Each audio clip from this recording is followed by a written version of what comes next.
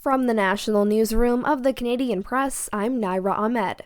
Prime Minister Mark Carney is on the second leg of his visit to Asia, traveling from Malaysia to Singapore. There he's working to drum up investment for major projects back home in Canada.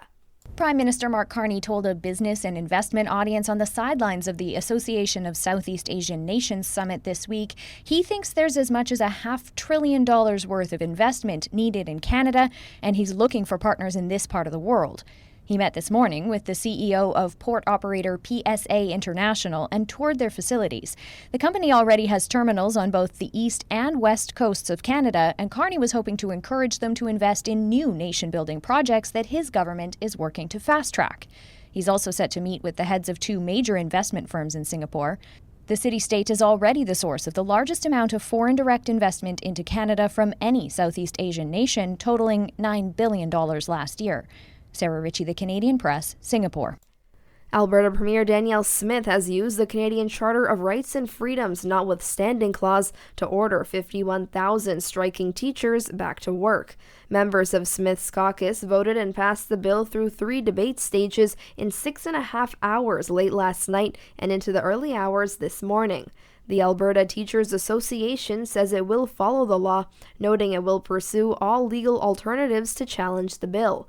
More than 740,000 students across the province have been out of school for 3 weeks in the labor dispute, but the plan is to have them back at their desks on Wednesday. Meanwhile, a former MLA says he's reasonably confident he will have 300,000 signatures on a petition on Alberta remaining in Canada. Thomas Lukazik started his Forever Canadian campaign 3 months ago and says the public has been enthusiastic. We have struck a chord with Canadians, with Albertans, and this is extremely important to them.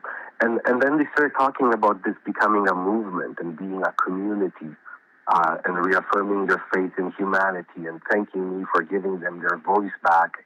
He says he will deliver the petition and the final number to Elections Alberta's office in Edmonton this morning. And patience is a virtue, but it didn't pay off for the Toronto Blue Jays fans who stuck it out until almost 3 a.m. at the Rogers Centre for a watch party that saw more than 27,000 fans pack the stands. Blue Jays fan Adam Yang watched Game 3 at the event in Toronto, saying he loves his team's underdog story. No one ever expected Toronto to be on the map like that. Now they know about us. LA Dodgers know about us. And we're a threat. We're giving them a big run for their money. Game 4 in the best-of-7 Fall Classic will be played less than 24 hours after the end of Game 3 tonight in Los Angeles. This is the Canadian Press.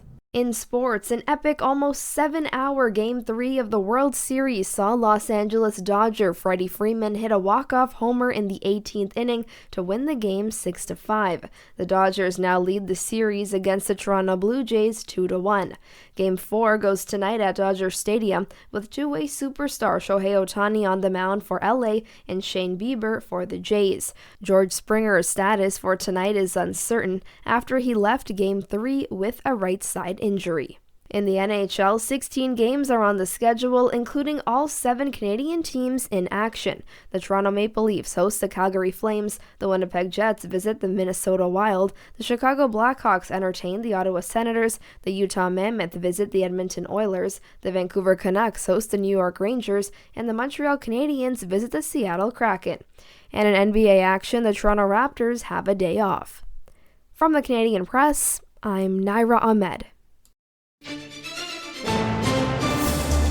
Thanks for listening. Don't forget to follow and subscribe. For more of today's top stories, visit thecanadianpressnews.ca.